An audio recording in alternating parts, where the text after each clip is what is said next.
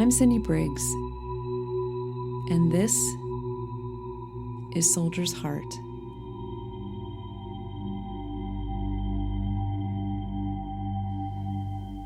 It starts with boot camp. First, a uniform is issued, haircuts given, along with immunizations and exams. Days are long and often begin with running followed by calisthenics and practice formation, all before breakfast. Bodies harden, as do minds. Trigger fingers grow steady. If fear is present, every effort is made to disguise it. Individual identity is lost in a sea of green or blue or brown. Then a train ride across a country and a voyage across an ocean. Finally, after weeks and months of waiting and wondering, the moment arrives. The battle is here. I was on a ship from the States, and we got on a flat bottom craft where we had to spend, I don't know, maybe 2 or 3 days on it. And the reason for that flat bottom craft is we had like tanks inside that big ship. And we got to the beach of Okinawa. And when we got there, one of our planes started strafing just ahead of us by mistake. And I could remember just as clearly. I looked up at that plane and I saw those bullets go toward the beach.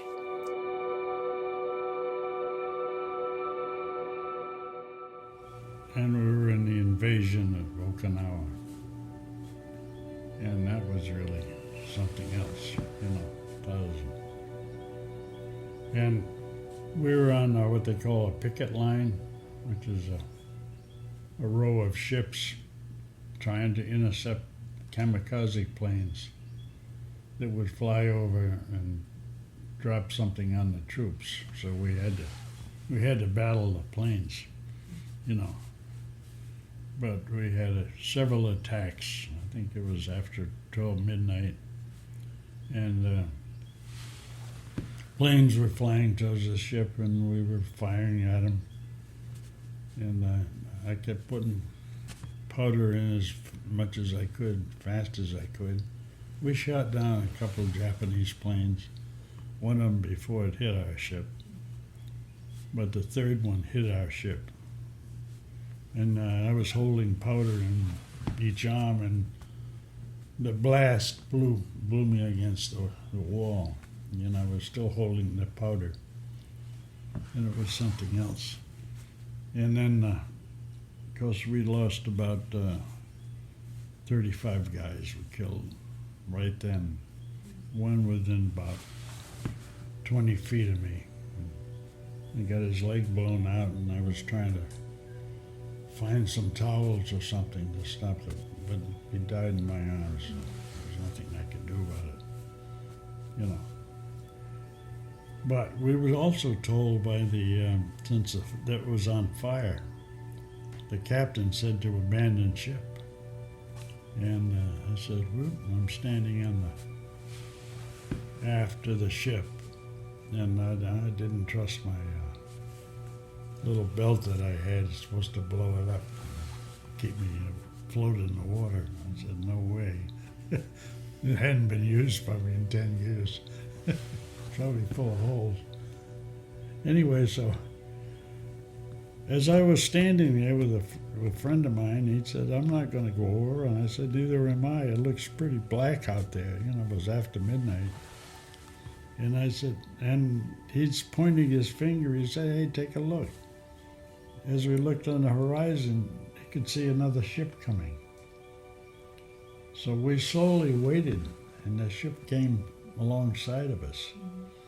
And I said, well, I'm going to jump on that ship here. So I got on the railing. I was bouncing up and down, and I had to jump into this cargo net that they put down, flying through the air.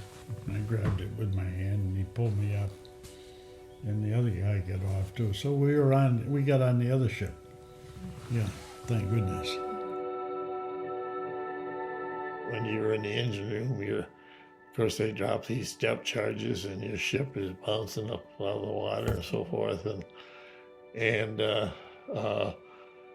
a lot of steam pipes down there and so forth. That the whole ship is, kind of shaking and so forth. But that was the only time that you might be just a little bit leery. But I guess when we were out in the ocean, it never bothered you. You just figured, well, if somebody throws a torpedo through the ship, you might be lucky, but your chances of surviving is not very great, and so you don't even give it a thought, And I know that one time we were being chased by a submarine, and they kept coupling down more speed, and you can't get any more speed out of this thing. These airplanes came across our ship down this way, and we started directing our fire from the sea to the sky. And one by one, as these airplanes would come into view, we'd shoot them out. One's down, two down, three down. We shot down 5 of these what we call kamikazes. And on the 4th one that we shot down, the SOPA, Senior Officer Presence Afloat, came onto the radio, breaker, breaker, breaker, cease fire on friendly chickens. We had shot down 4 of our own airplanes, and each one of those airplanes had three GIs in it trying to stay alive, and they had a cardinal rule to never come out of the sun, because that blinds you. That blinds the people who fly into the sun. And they had broken a cardinal rule. They'd come out of the sun, and in so doing, we shot them down.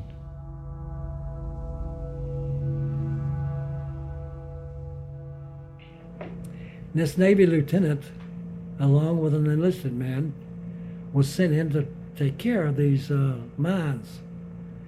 And so they sent me to learn how to take care of these mines. Well, the first one he beat and banged, and it was empty. It was being used as a buoy. The next one was live, and he was beating and banging on that. And he was talking about disarming it and then setting it afire. He said it makes beautiful fireworks. And I just got through school, and it wasn't what they told me in school. So we went back for lunch aboard the ship, and when they went back, he couldn't get the cap off to get the detonator out. So he said he had something aboard ship, hacksaw and a bigger hammer, and there's about 24 screws, bolts, around holding this cap on that held the detonator that exploded the mine. So I went in the hold of the ship when they went back, and I guess it's a couple of hours. I heard the awfulest explosion. I mean, the ship just rattled. Well, the colonel that was in charge of me, he looked up and saw me aboard the ship, and he said, "Weevil, where in the hell have you been?" I said, "In the hold of the ship." He said, "You must have said your prayers well last night." I said, "What happened?" He said, the lieutenant and his helper were on top of that bomb, or mine, when it went off. Well, we went back over, we found a helmet full of parts, body parts. Found fingers enough to declare them dead.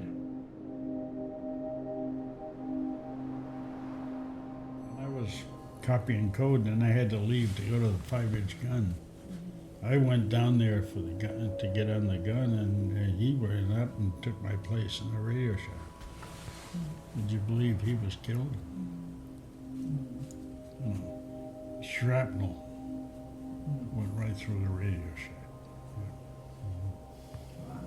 So he was my hero. What was his name? His last name, his first name is Guy Fraser. F-R-A-Z-E-R. Fraser. Guy Fraser. G-U-Y. Yeah. He was a radio man. Regular Navy, I think. Yeah. Memories come back, you know. Breaks me up every now and then. I think about it. Of course. You know.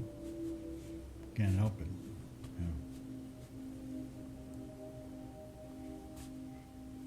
Yeah. I think one of the things I remember most was after we finished bombarding the coast of Normandy. Did all our firing and did all the stuff we had to do before the troops came. And then when the troops started to come, the captain put the radio on the loudspeaker. And we're standing there and they're playing the national anthem.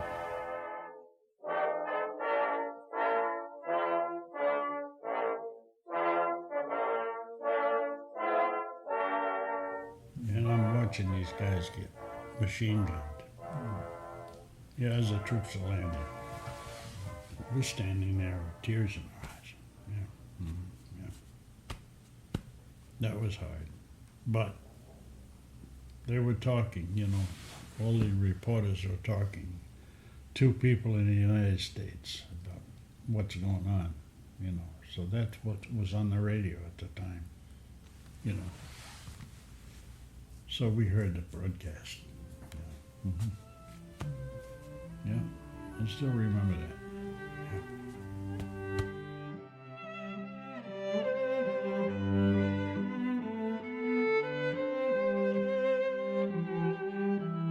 And then that's when we went to Iwo Jima. Now Iwo Jima was really tough because that was a big volcano on that island. There was nothing but ash all around. And the Japanese dug themselves out. They made tunnels. And what they did, they didn't have any artillery, so they used their tanks. They submerged their tanks on the coastline and used them 37 houses for artillery. And nobody could even land there until they called us in, until we went in and established a beachhead. We had to destroy that line. Mm-hmm. And in that book, you'll see the American flag that was raised on Iwo Jima. Mm-hmm. It took 3 times for that flag to go up. The first time was a little flag. And the second time there was a company flag, a little bit bigger. But this Marine general from the 4th Marine Division wanted his division flag up there. That's the flag that went up. Wow. So they did it 3 times.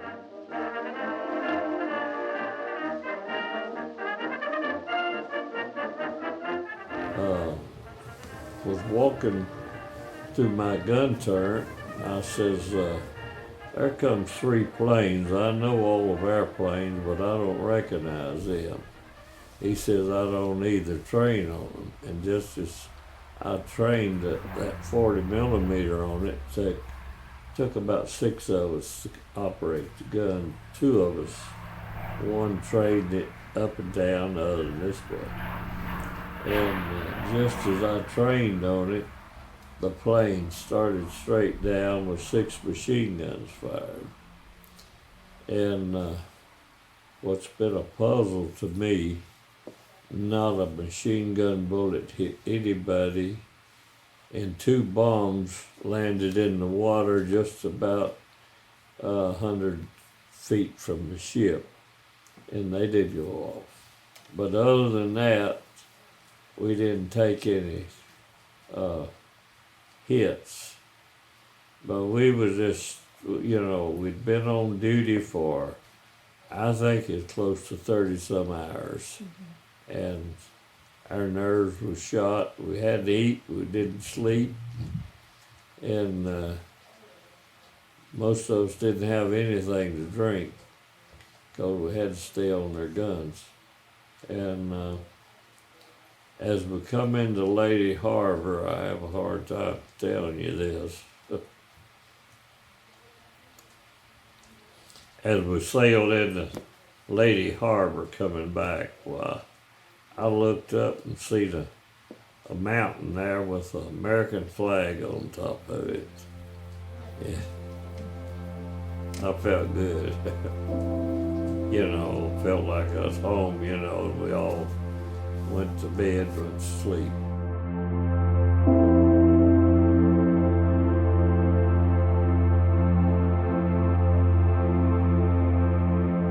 So our squadron went to Wendover, Utah. It was right on the border of Nevada and Utah state line from Salt Lake City, 125 miles from Salt Lake. See, that's where the atomic bomb squadron was started, and when we went in, that base was completely empty. They had moved all the other troops out except just a skeleton maintenance crew, and they told us at that time, says, what you see here, what you hear here, leave it here. But of course, that was one time that the secret was kept all the way through. So did you have an awareness of the atomic bomb No. there? It was No. just We just knew that there was going to be something special, but we never knew. And they just used so many crews into that squadron. So I got transferred. My old crew got transferred out, and we went on overseas. And this group came over about 2 weeks before I came home, and I went up to see some of the fellows that, I knew quite a few of them in the squadron, of course. And I knew Tom Farabee. He grew up just over the road here. And I was down to see him while I was in Wendover, Utah. But they still didn't know what they were going to do. Just knew. even Tom Farabee didn't. Well, I expect he and Tibbetts and some of those had an idea of what they were doing, but just the general crews and so forth, they didn't know. Not up until the last minute.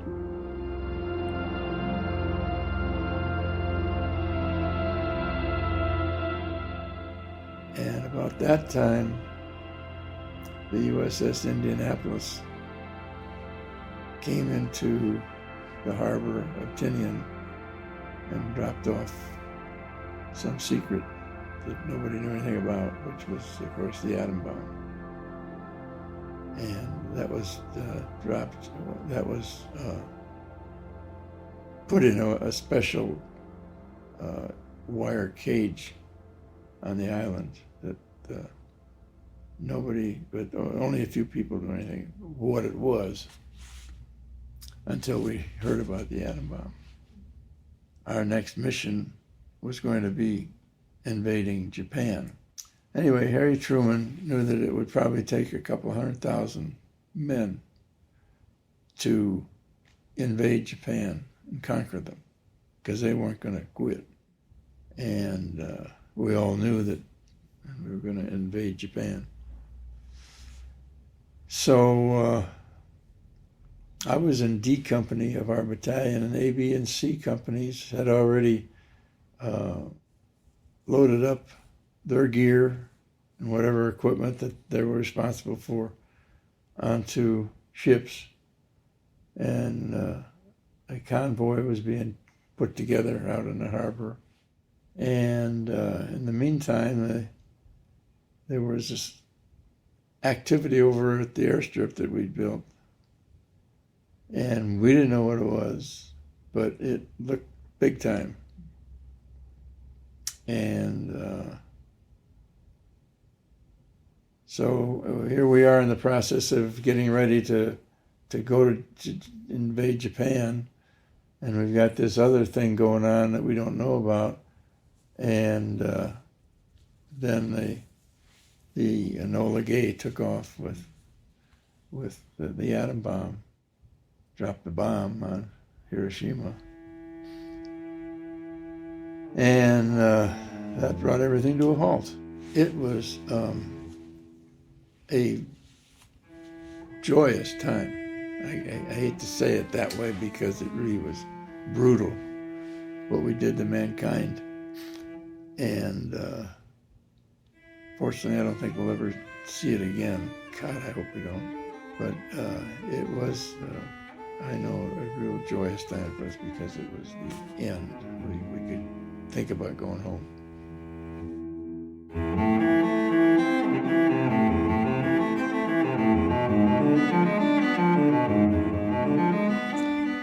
A lot of things we went through then. I appreciate the service, but I sure wouldn't want to go through it again. That old saying that war is hell, it really is.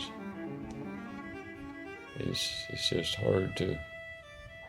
I think about over there, how lucky we were really when I saw some of those islands and what some of those Marines went through.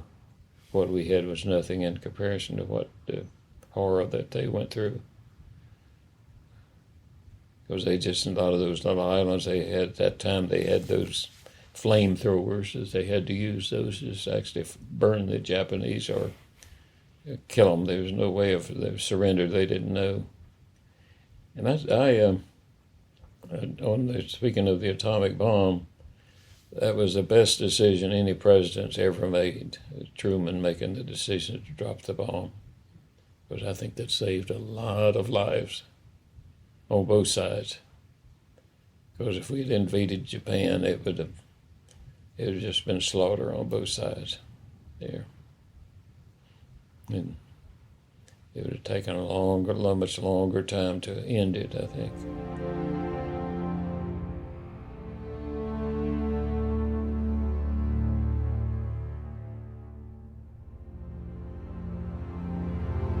But we were practicing every day, and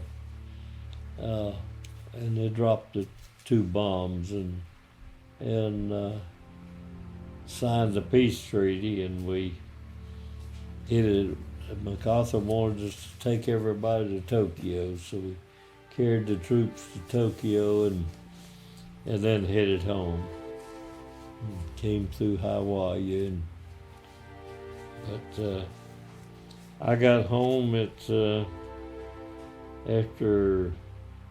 I had spent 22 months. I was 20 years old and I got out on the 20th and I'd gained 20 pounds.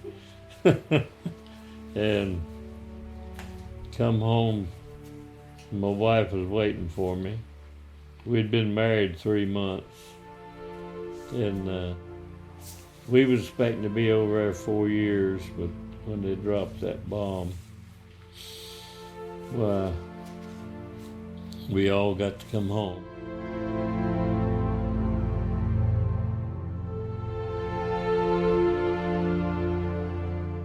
And so how did credit add up to, I mean, was there an expectation of how many runs you would make, how many bombing runs you would make? Yeah, they claim that 36 missions, if you could stand 36 missions, you could be kind of tore up. So after 36 missions, they'd send you back to the United States for a month, and then you'd go back. Well, when we got our 36 missions in, not counting those 7, they sent us home, and we got on a ship, and that ship was on its way home, and it took us 63 days to get home. But while we were on this ship coming home, they dropped those bombs in Japan, and the war was over, so we didn't have to go back. What do you remember about learning about that when the bombs were dropped in Japan and the war was over? Did you guys? They almost turned the ship over. There was about 2,000 people on there of troops. They picked up troops at different places, and everybody had a fit. Did someone make an announcement, or how did y'all find out about it? Yeah, they announced over the loudspeaker about it that they had dropped those bombs in Japan and the war was over. Wow. I imagine there was a lot of I guess it shouting. was the next day when we heard about it. But when we got in, they, some of us, they offered to, I was one of them, they offered me another stripe if I'd stay in and teach sub 50 caliber machine guns, because we knew them where we could put them together blindfolded. And I was only 21, so I thought I'd get out.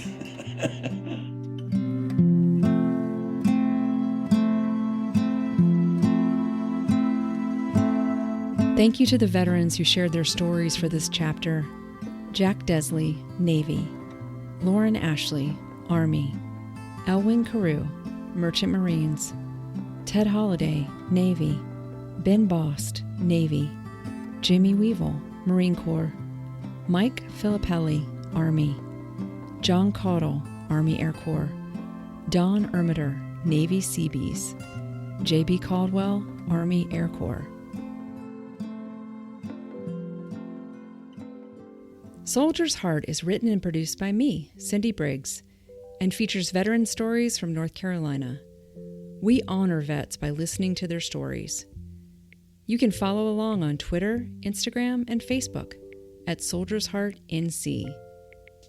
If you have an idea for a story or interview, email us at soldiersheartnc@gmail.com. Special thanks to the Winston-Salem Muse of Winston-Salem, North Carolina, where all these stories are archived. You can learn more about the museum at musews.org. That's musews.org.